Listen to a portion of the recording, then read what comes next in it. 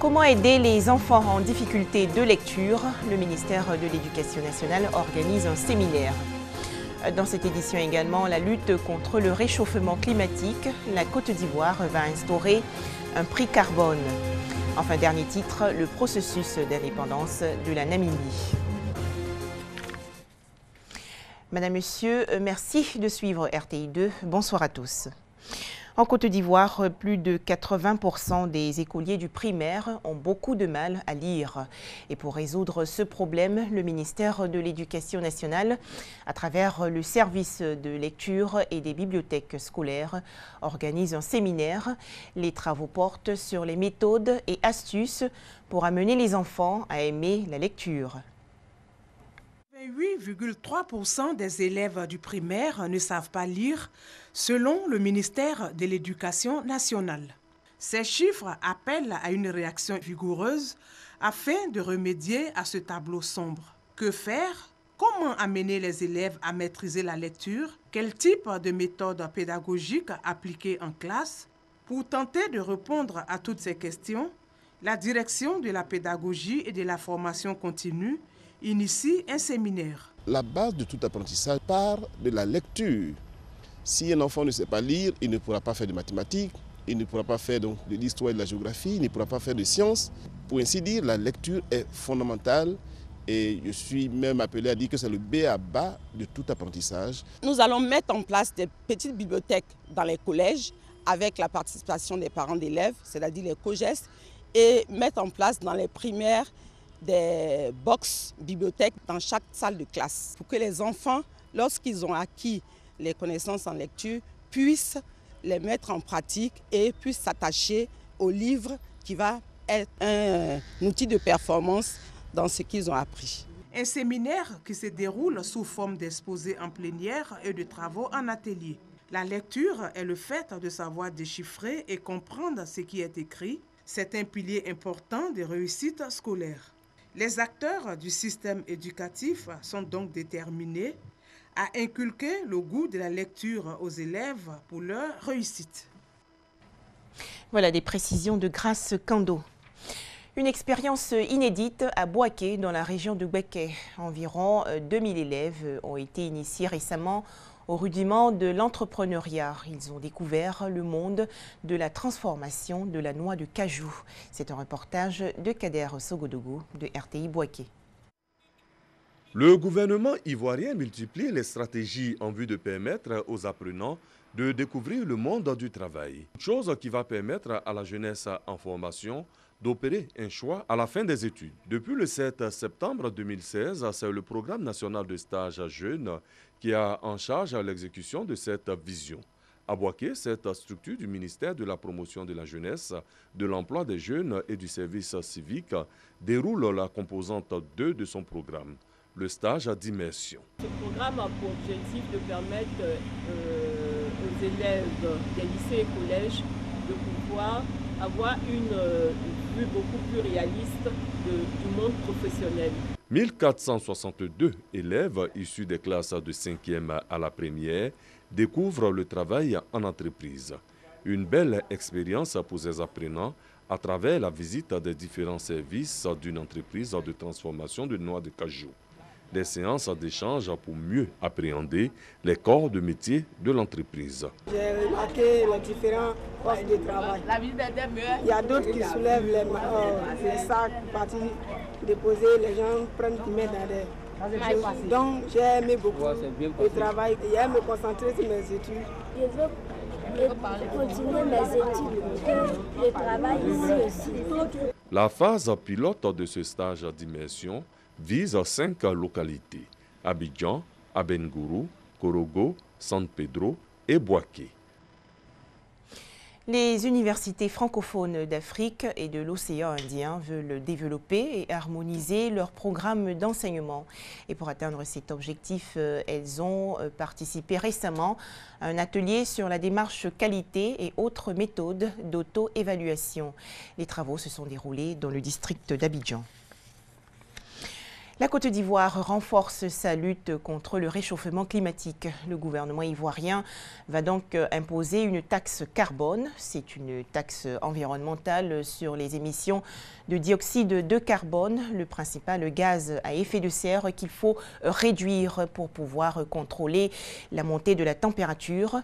Et pour mettre en place cette mesure, des experts environnementaux ont organisé récemment un séminaire.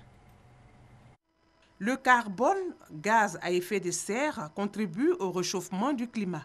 La Côte d'Ivoire a pris l'engagement de réduire ses émissions de gaz à effet de serre de 28% d'ici à 2030. Pour atteindre cet objectif, un prix du carbone sera instauré en Côte d'Ivoire. Il consiste à taxer les entreprises qui polluent l'air.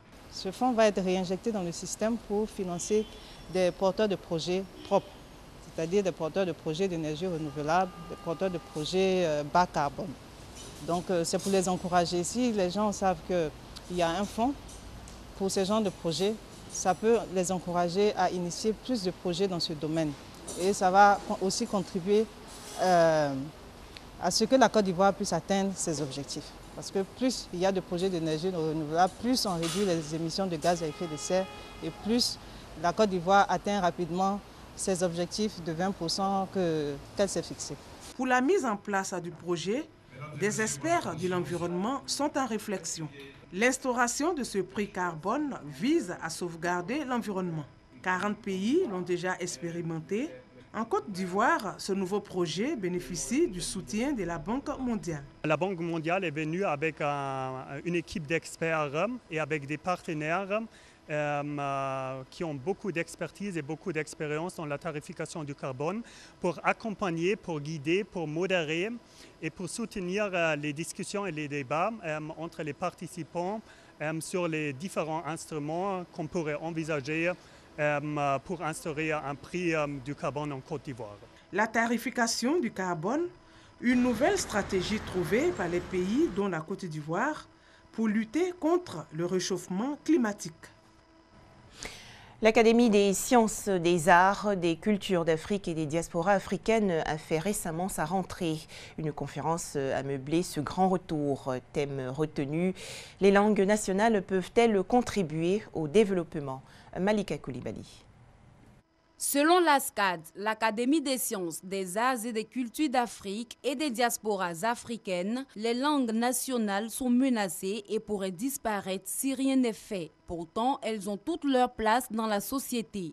C'est donc pour les pérenniser que ces intellectuels ont choisi pour leur rentrée solennelle la thématique des langues nationales et leur contribution au développement national. Elles peuvent contribuer au développement parce que d'abord ce sont nos langues et qu'elles portent une part importante de notre culture et de tout ce que nous avons accumulé à travers les siècles. Elles peuvent participer au développement parce qu'elles peuvent aider les enfants à entrer plus rapidement dans l'enseignement, parce que lorsqu'on commence un enfant qui ne parle pas le français et qu'on commence l'enseignement par le français, souvent c'est des handicaps que l'enfant ne surmonte pas.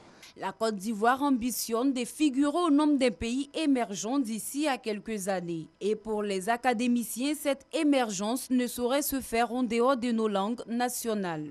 La question du développement, comme nous le savons, est au carrefour de la pluridisciplinarité.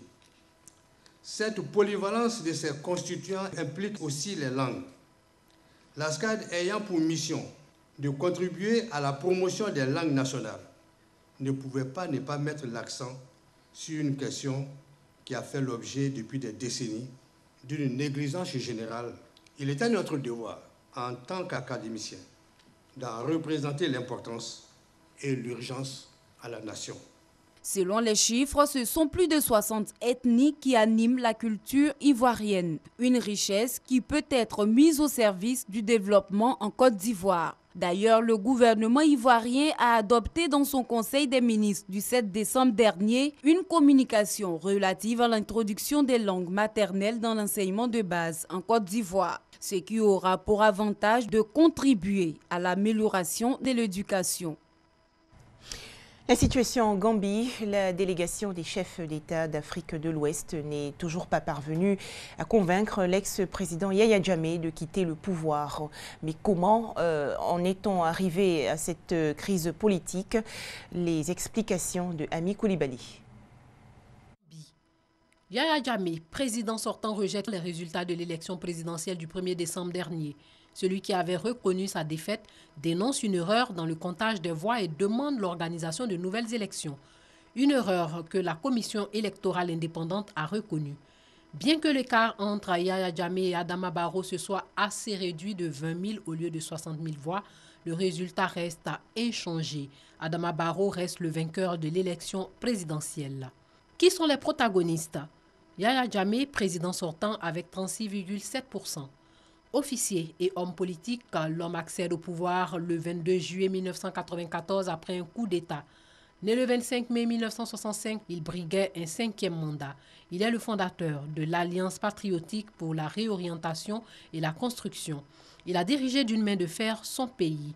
Il est aussi classé comme un prédateur de la liberté de la presse par l'organisation Reporters sans frontières depuis l'assassinat non élucidé du journaliste Deïda Idara, opposant à Jammeh en 2004. Adama Barrow, vainqueur de la présidentielle avec 45,6%.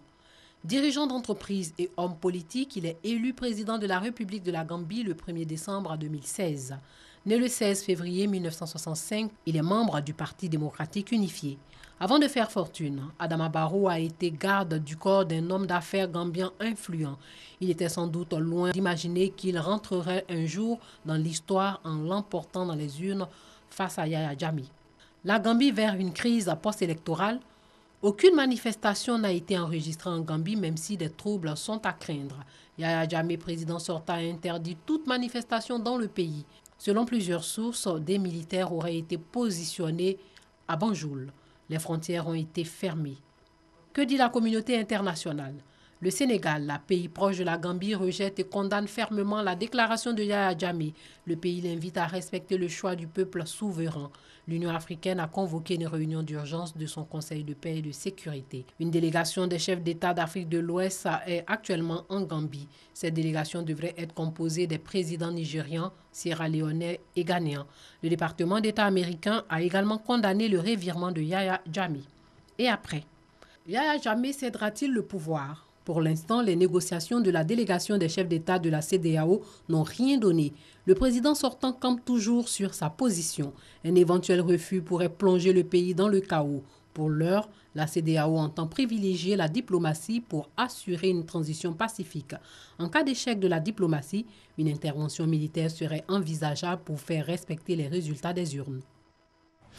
Pour terminer, l'histoire de la Namibie, connue autrefois sous le nom de Sud-Ouest africain, cette ancienne colonie allemande, puis protectorat de l'Afrique du Sud, est l'un des plus jeunes États africains.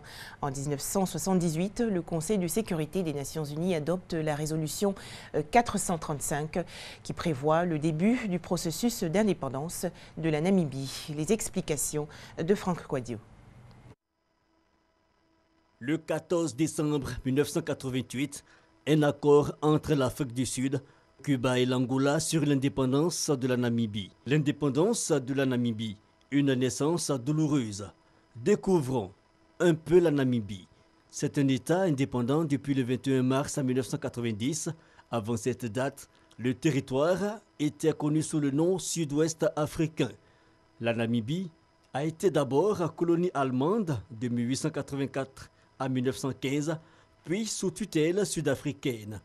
Les exactions commises par les colons allemands à l'encontre des indigènes Herero ont même été reconnues premier génocide du XXe siècle par les Nations Unies. Le nom Namibie est devenu officiel en 1968 à la suite de la rupture du mandat sud-africain par l'ONU. Rétrospective de la situation.